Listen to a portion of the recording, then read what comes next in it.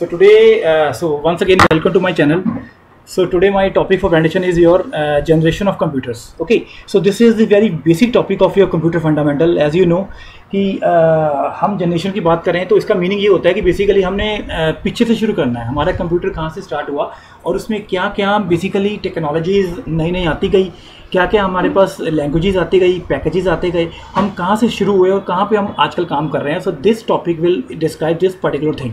Okay, so सबसे पहले मैं आपको एक चीज़ बताता हूँ कि जनरेशन पढ़ने से पहले आपको ये पता है कि कंप्यूटर की बेसिकली डेफिनेशन की बात करें तो computer is an electronic device which can receive input from the user, process it, store it and then gives it desired output. Okay, computer ने बेसिकली आपसे इनपुट लेना है, उसको प्रोसेस करना है और आपको आउटपुट दे देना है. अब इनपुट लेने का वे कहाँ से स्टार्ट हुआ, प्रोसेसिंग करने का वे कैसे कैसे हमारा चेंज हुआ और आउटपुट हमारे पास कैसे कैसे चेंज होकर आ रही है. सो this topic I will discuss in this topic. Okay, तो जनरेशन ऑफ कंप्यूटर का मतलब ये होता है कि हमारे पास 5 जनरेशन है बेसिकली. ओके, और इसमें हम अगर कंप्यूटर की बात करें तो सिंपल ये चीज़ होती है कि अगर कंप्यूटर में हमने ये कह दिया कि computer are so smart that they can also do many task automatically according to that data given to them. Computer ने अपने कुछ नहीं करना, कंप्यूटर को बेसिकली जब आप इनपुट देते हैं उसको प्रोसेस करना है और वो प्रोसेसिंग डेटा ही आपको शो करेगा. जो चीज़ आप उसको देंगे उसने उसके हिसाब से काम कर देना है. सो कंप्यूटर में डेवलपमेंट जो हुई है हमने इसको 5 कैटेगरी में डिवाइड किया है. तो अगर मैं वो डिवीजन की बात करूँ तो पहले हमारे पास आती है फर्स्ट जनरेशन ऑफ कंप्यूटर जिसका पीरियड था 1946 से लेकर 1959 तक और इसके अंदर हमारा क्या बना, that is vacuum tubes. Okay, so this is the first generation of computer. Second हमारे पास आती है दैट इज 1959 से लेकर 1965 तक. तो वैक्यूम ट्यूब को हटाकर क्या बन गया, ट्रांजिस्टर्स.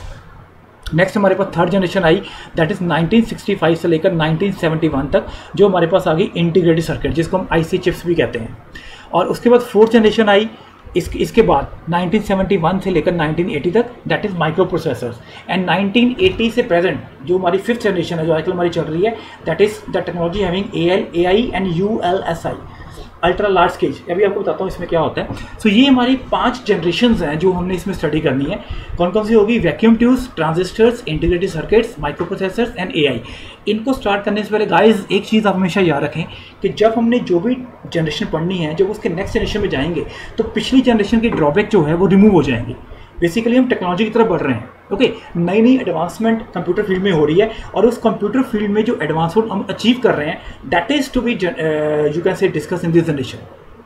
ओके, तो हमने बेसिकली क्या किया कि हमने ये सबसे पहले ये पढ़ना है शुरू करने से पहले जनरेशन होती क्या है. ये जनरेशन बेसिकली क्या होते हैं which is divided according to the development of computer technology. अभी आपको मैंने बताया कि जब कंप्यूटर टेक्नोलॉजी में क्या क्या डेवलपमेंट हुई है, आज क्या डेवलपमेंट हुई, उसके कल पहले क्या थी, उससे पहले क्या थी, करते करते हम कहाँ पहुँच गए हैं. So these are the generation of computer.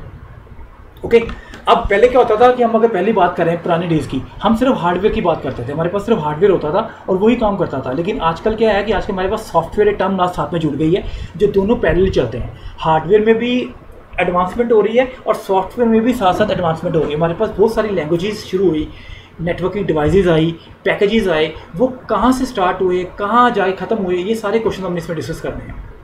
Right, अब हमारे पास कितनी जनरेशन हैं, 5 जनरेशन हैं जो आपको मैंने अभी बताया 1946 से ऑनवर्ड स्टार्ट हुई.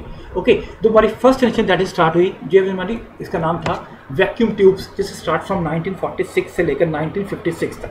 ओके, अब ये वैक्यूम ट्यूब्स हमारी कोर टेक्नोलॉजी थी उस टाइम पे. इसमें क्या होता था, हमारी lowest level of programming language use होती थी that is machine level language. हम इसमें सबसे पहली लैंग्वेज हमारी गाइस थी that is machine level language थी जो इसी टेक्नोलॉजी में यूज़ होती थी. ओके, उसको हम कहते थे मशीन लेवल लैंग्वेज.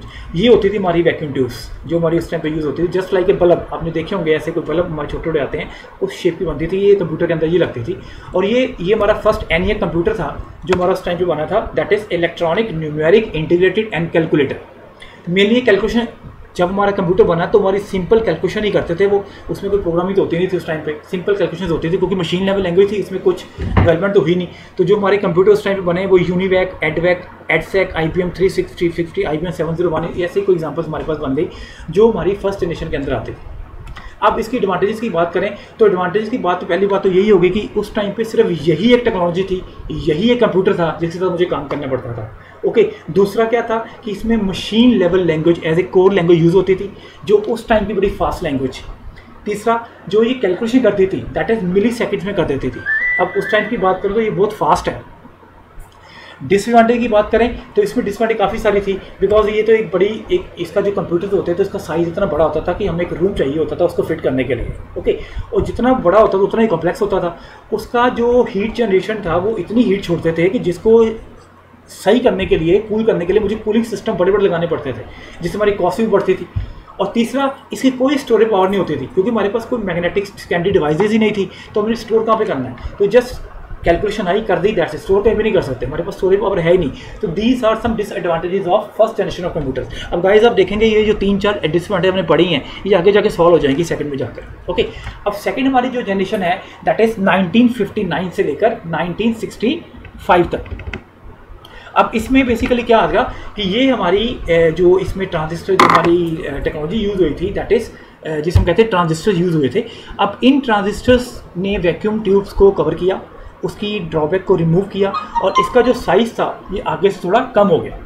ठीक है, साइज़ कम हो गया, हीटिंग थोड़ी कम छोड़ने लगा, कूलिंग सिस्टम छोटे जाने चाहिए थे, तो ये इसकी कम। अब इसके अंदर हमारी 2 लैंग्वेजेस भी बन गई, कोबोल एंड फोर्ट्रान, जो हम आजकल भी पढ़ते हैं। और इसमें भी गाइस एक चीज़ याद रखना, इसमें हमारी जो लैंग्वेज यूज़ होती थी that is binary you can से assembly language, not a machine language.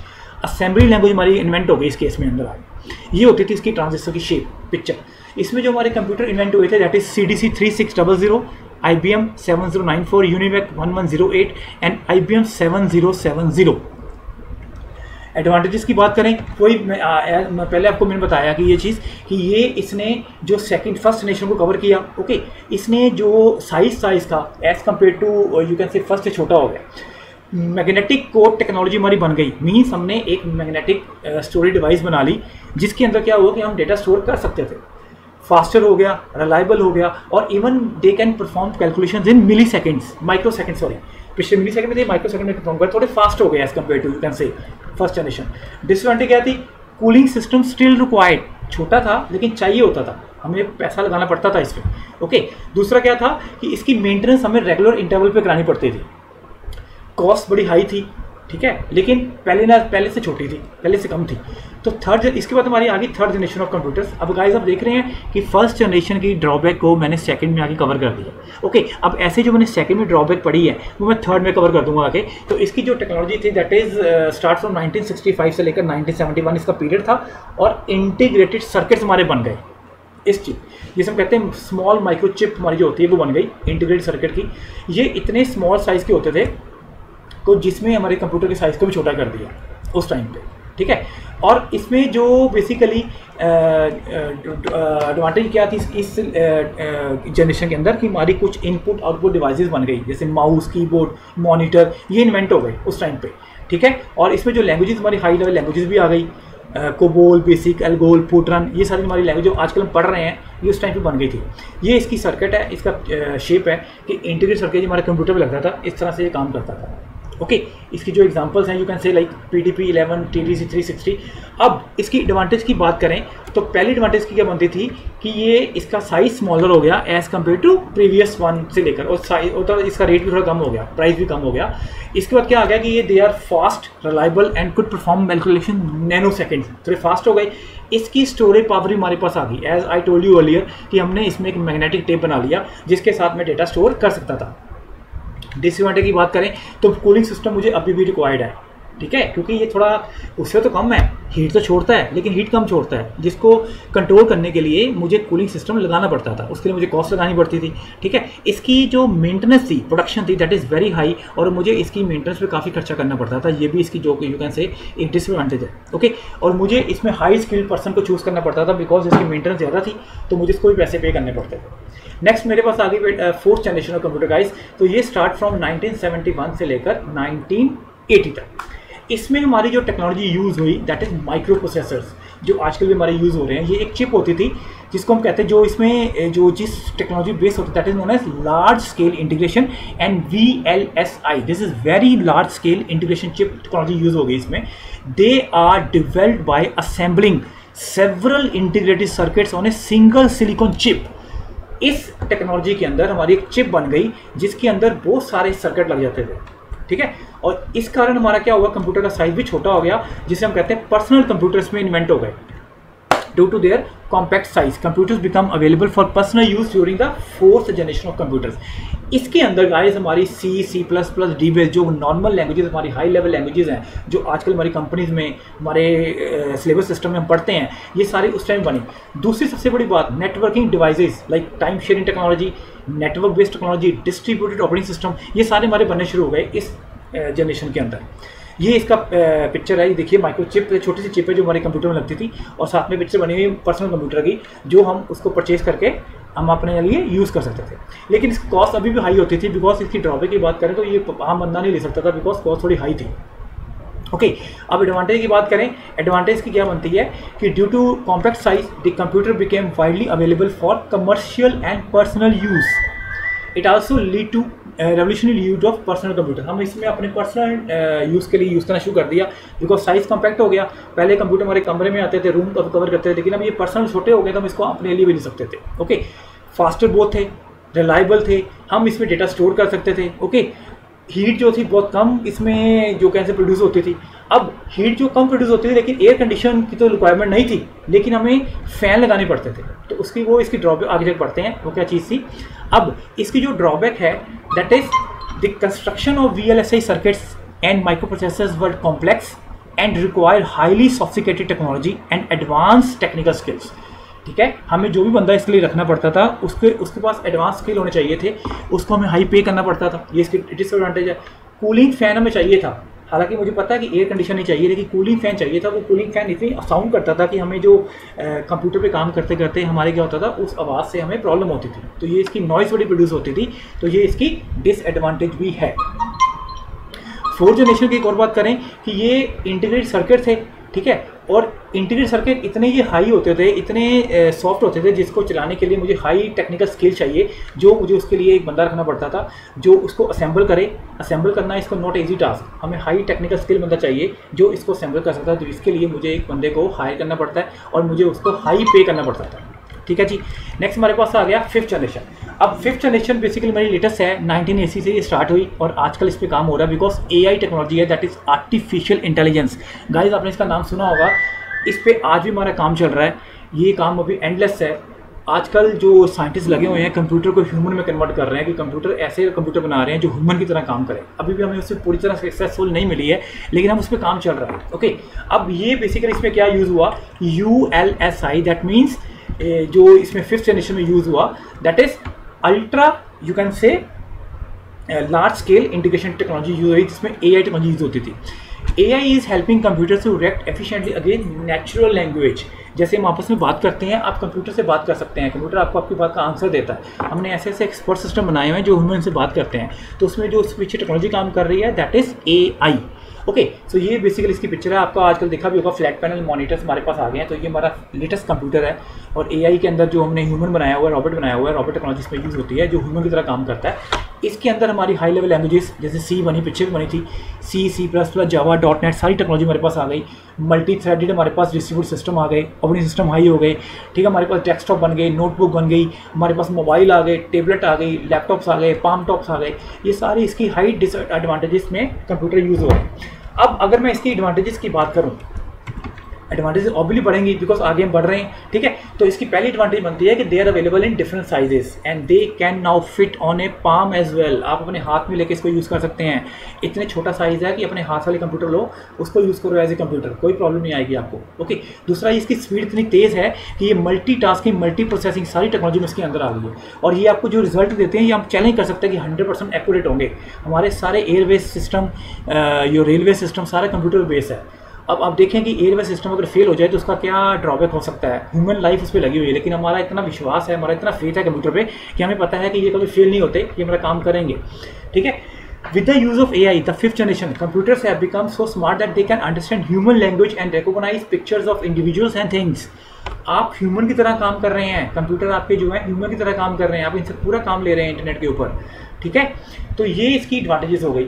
अब इसमें भी डिसएडवांटेज हैं। डिसएडवांटेज सबसे पहले इसकी एडवांटेज क्या है कि हमारे पास जो एक्यूरेसी बढ़ी है, एक कंप्यूटर इतने फास्ट हो रहे हैं कि हमने ह्यूमंस को जॉब से निकाल दिया, उनकी तरह हमने कंप्यूटर फिट कर दिया, रॉबोट फिट कर दिया, रॉबोट हमारा सारा काम कर रहे हैं। तो अनएम्प्लॉयमेंट जो है मार्केट में आ रही है बिकॉज ऑफ दिस टेक्नोलॉजी, ये भी इसका ड्रॉबैक है। ठीक है जी।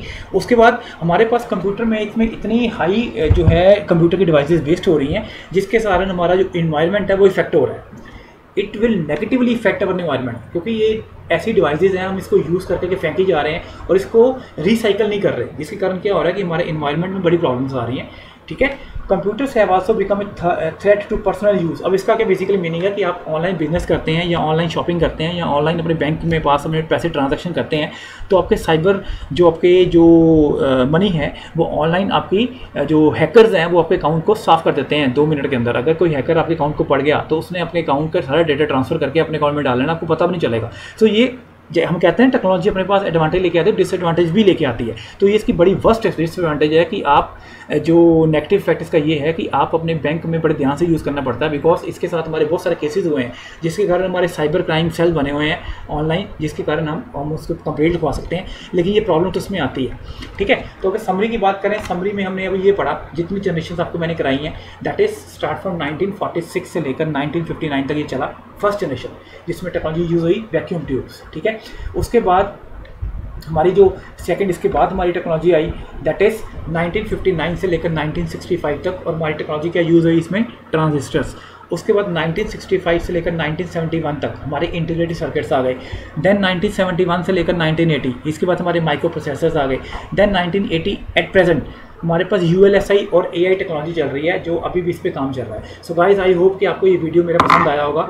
अगर आपको ये अच्छा लगा है तो गाइज़ इसको शेयर करिए अपने फ्रेंड सर्कल में, और मेरे इस चैनल को सब्सक्राइब करें, बिकॉज ये वीडियो ऐसा वीडियो है जो स्टूडेंट पढ़ रहे हैं, जो बच्चे पढ़ रहे हैं कंप्यूटर फंडामेंटल, उनके कंप्यूटर में पहला टॉपिक यही आता है हमेशा। और आपको ये पता होना चाहिए कि हमारा कंप्यूटर कहाँ से स्टार्ट हुआ, उसमें क्या क्या टेक्नोलॉजीज़ आई, और हमने टेक्नोलॉजी को किस किस तरह से हम इसमें एडवांसमेंट में चलते जा रहे हैं, और धीरे धीरे हमारे पास किस किस तरह की एडवांसमेंट आ रही है। ओके, सो गाइज़, मेरे इस वीडियो को शेयर करें और इसको समझने की कोशिश करें। अगर आपको इस वीडियो में कोई भी इशू है तो मुझे कमेंट सेक्शन में ज़रूर बताएं, ताकि मैं आपकी वो प्रॉब्लम को सॉल्व कर सकूं। सो गाइस, विद होप कि आप इसे शेयर करेंगे, सब्सक्राइब करेंगे।